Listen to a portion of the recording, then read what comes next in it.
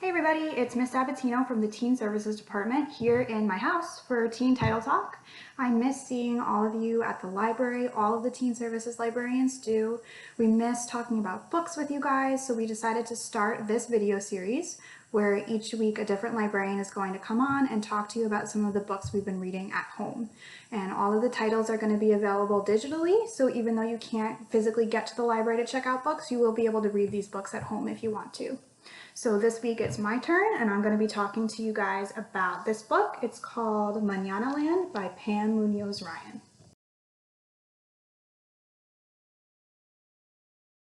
Okay, so what is this book about? This book is about Maximiliano, who goes by Max for short. He lives a pretty normal life in Santa Maria. He loves to play soccer. He desperately wants to make his local team and be professional one day. And he loves telling stories with his grandfather. He has a very loving family. He lives with his dad and his grandfather, but nobody, especially his dad, will talk about Max's mother, who disappeared a little while after he was born. So when a half-baked plan to make the soccer team leads Max to the discovery of a secret network of guardians in his town who once led refugees to safety in a secret place known as Mañanaland, he realizes that his own family secrets are closely entwined with the history of these guardians.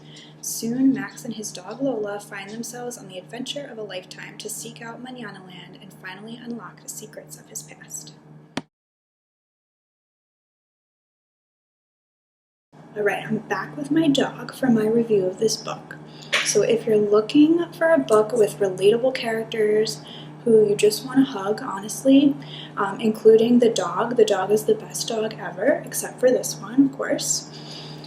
There's a decent helping of action and adventure, and most of all, ultimately a message of acceptance and hope for a better tomorrow, which I know I really needed right now, so I love this book, you guys. So definitely give this a try if that's something you're interested in.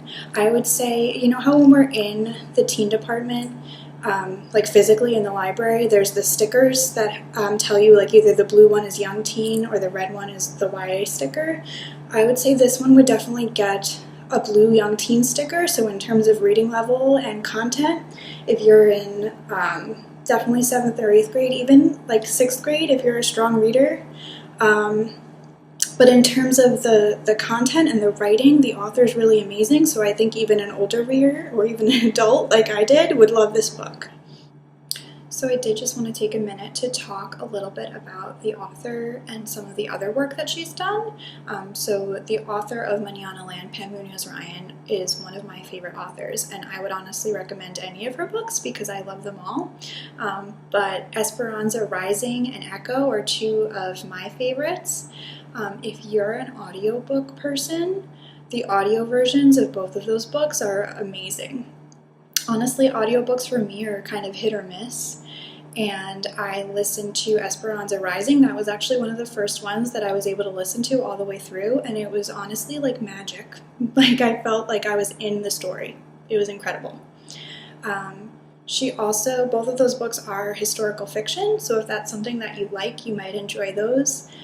One thing that I really love about this author is that she takes eras in history that we know about or that you learn about in school, like the Great Depression or World War II, and she focuses in on a perspective that you probably haven't heard about before, so it kind of forces you to look at history in a different way.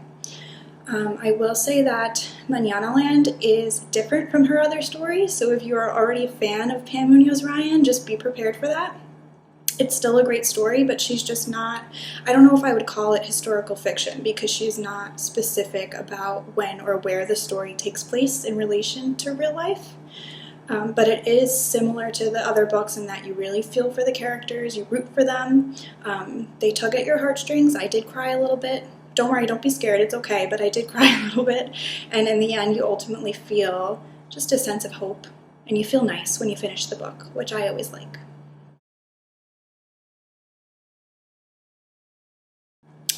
Alright, so by now, hopefully you're thinking to yourself, that book sounds great, how do I get a copy? Well, I was lucky enough to have a physical copy, but like I said at the beginning of the video, this book is available digitally.